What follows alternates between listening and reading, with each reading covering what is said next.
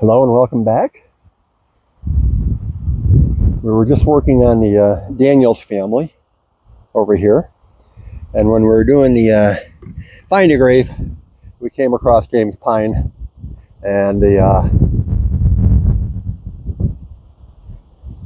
thought we'd clean his monument.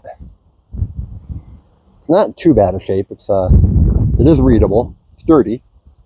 We're going to give it a quickie scrubbing.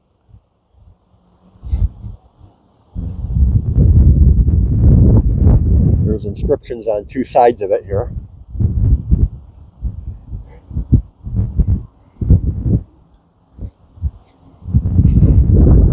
Actually, three sides.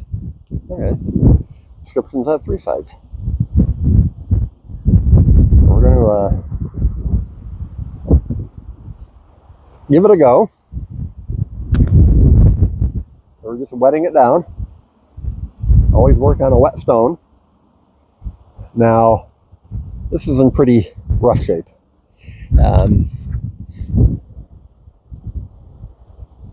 If you can see this graining here, this is called sugaring, if I'm correct. This is marble. So this is called sugaring. It's the weathering, acid rain, pollution, everything eating away at the marble, dissolving the marble. We have checked. This is pretty sturdy. It's still connected. This is a piece, this is a piece, this is a piece, this is a piece. So if you're doing this wrong and you're scrubbing away at it and it falls over on you, you could be buried next to the guy you're trying to clean, which wouldn't be a good thing. So you always want to be very careful with monuments.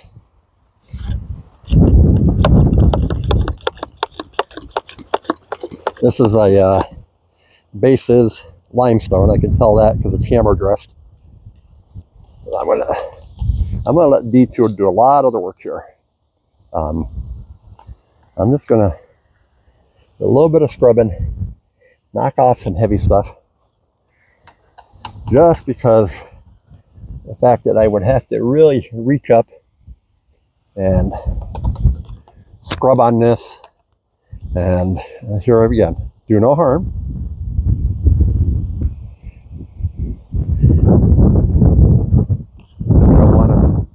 Be breaking stuff. And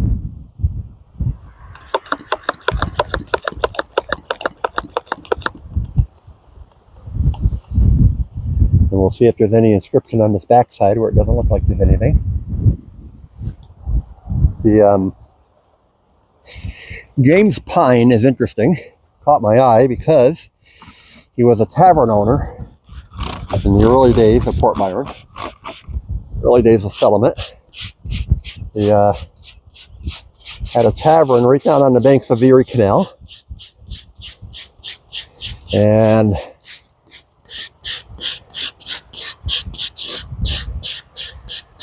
there's a street called Pine Street. It's named for him, named after him, I guess.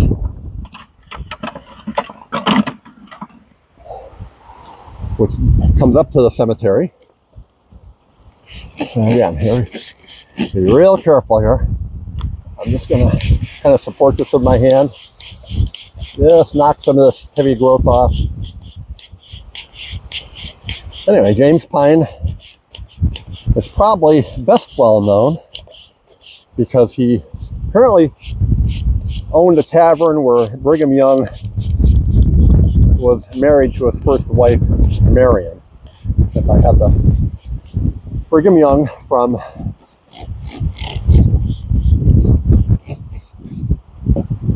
the Mormon faith lived in Port Byron before he was in the Mormon faith.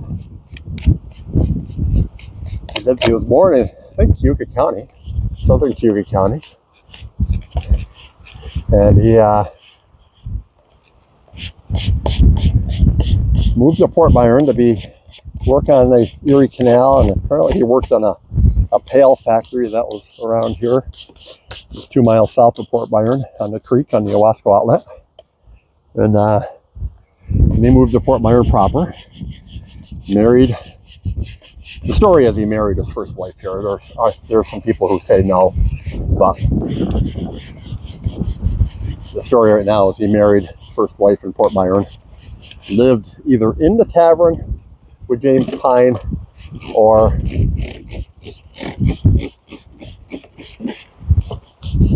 in James Pine's house. And this is up in a little bit of history, interesting history, because there was a guy, a hermit, who lived in this house up until the 1970s or 80s. The house never had electricity. It's still here, still on South Street. Yeah. Frank, I can't remember his last name. Frank, anyway, he was kind of a loner, lived in this house, had no plumbing, no electricity. And they always claimed it was where Brigham Young lived with his wife for a year or so. And the house is owned by James Pine. And they kind of have a history of this because James Pine got a little destitute towards the end of his life. And his wife, this is 1860s, I think it was. And his wife wrote to Brigham Young, who was then a prophet for the Mormon religion, living out in Salt Lake, and said, "Dear sir, if you might remember, my husband was very kind to you and your wife, and but you never paid your bill. Would you please pay your bill so we might have a little bit of money?" And this is interesting. And then, according to the story, Brigham sent a $100 bill, or $100 back. And of course, this was a lot of money in the 1860s. So this started making the rounds, making the papers. And the Deseret News carried it, and a whole bunch of other people picked it up and ran with it, talking about how Brigham Young gave money. Hello, Mr. Crow. Gave money to the Pine family for their kindness when he was first married. And, kind of turned Mr. Pine into a bit of a star. So, got his 15 minutes of fame, I guess.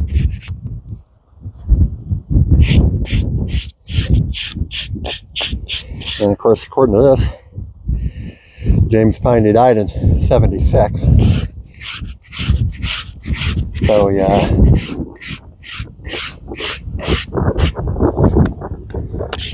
Probably an old man who wrote that letter.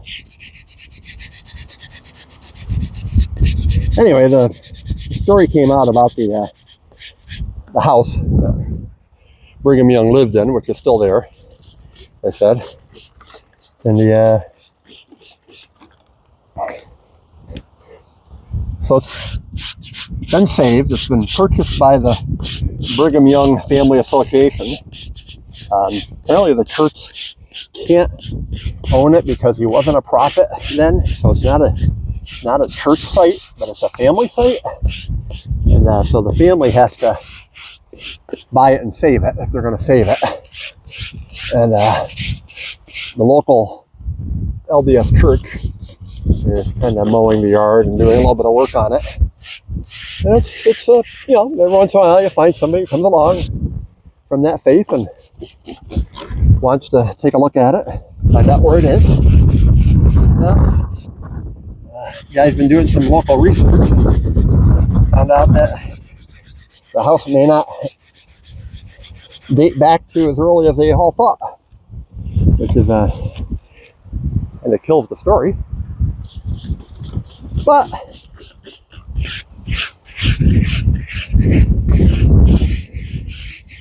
he did live. We do have that letter that he did live in Port Byron. He did work on the barge or the Erie Canal.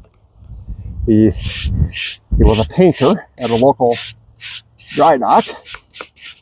He did, I guess, lettering on the boats and painted the boats. Yeah, painted the back transoms where they had the names and stuff. So yeah, And we do have that because we have a receipt. We have some deeds from Brigham. He owned land here. There is another house if you're in Port Byron and you're looking downtown. There is one of these historical markers that they put up, and it says Brigham Young house. And this is supposedly a house that he built when he was living here before he moved on. He would have moved on about 1829.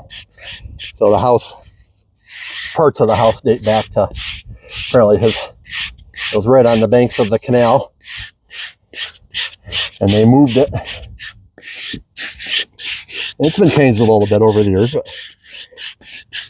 apparently it's his house. So it gives us a little bit of connection to the Brigham Young. There's also this area here where the cemetery is. The Brigham Young house is right down the base of the hill here, right below the cemetery. And the area was known as Nauvoo. Now, if you're familiar with the Mormon faith, you know that there's a Nauvoo, Illinois. And we ran into this, we got a little excited for a while. I said, did Nauvoo Cemetery or did Nauvoo Port Byron come before Nauvoo, Illinois? When Brigham Young left, did he name Nauvoo, Illinois after Nauvoo? Or did people just start saying, oh, Brigham Young, he lived up in Nauvoo, and they just started calling it the area of Port Byron, Nauvoo. And near as we can tell, that's the way it happened. There is a Nauvoo road, but roads weren't really named back then anyway, so that probably came later. The earliest Nauvoo I can find is from the 1860s or 70s or so. So, and it all says Nauvoo where Brigham Young lived. So it's probably, he was famous enough that people said, oh geez, you know, he lived up there in Nauvoo, and they just started calling it Nauvoo Port Byron just because he lived there at one time. So every once in a while somebody will come by looking for Brigham Young's house.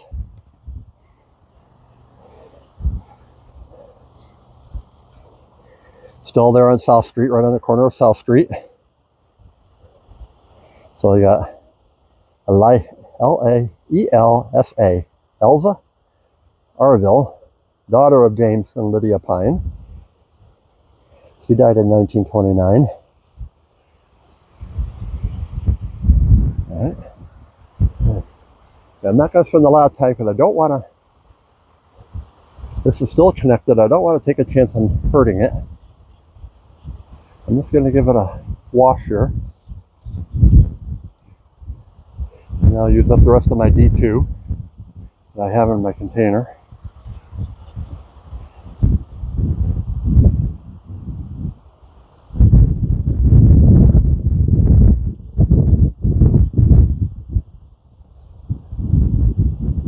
These monuments can take a lot of D2, which is another reason that I tend to scrub first the Orvis. And if you didn't see my talk about that, the Daniels video, then go back and watch that, why I use Orvis instead of D2 from the get-go.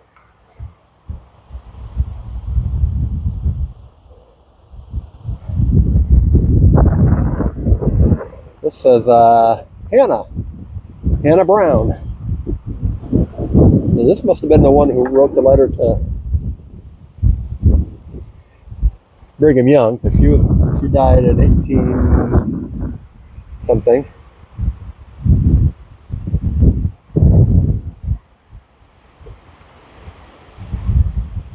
And you can see just a little bit of scraping that we did. You can see the bubbles blowing out of there. This is a separate piece of that. It's not in bad shape.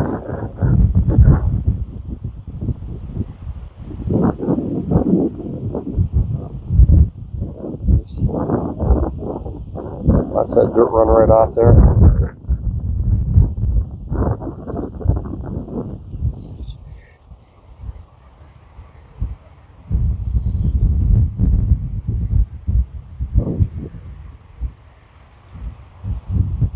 All right. There's James Pine and his wives and his daughter,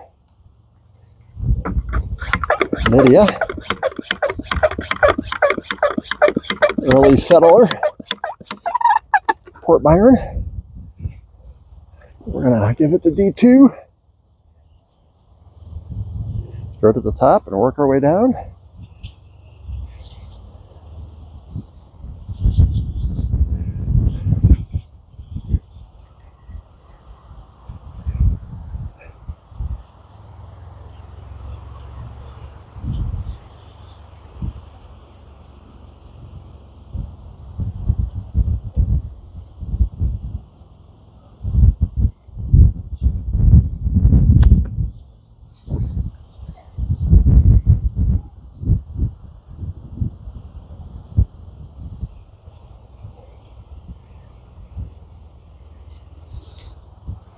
A lot of detail.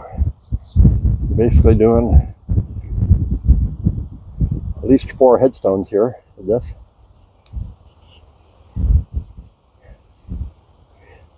I think James Pine deserves a little niceness, a little treatment. Just look how that just washes off the dirt.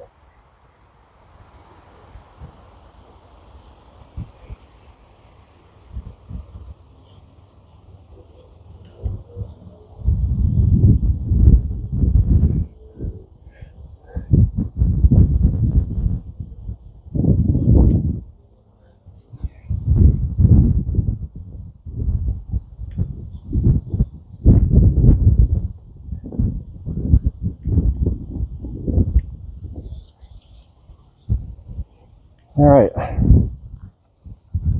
I got it all.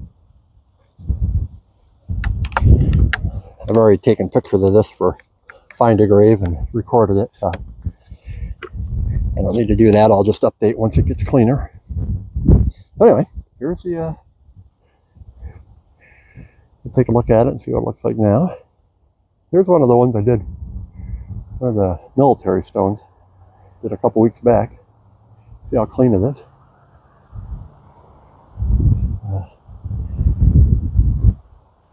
See, I don't think there's anything on this side. And, it's hard to read here. It says Hannah Brown, wife of, oh, William Pine. All right. Oh, I wonder if this is a mother. Oh, dear mother, look at that. Dear mother.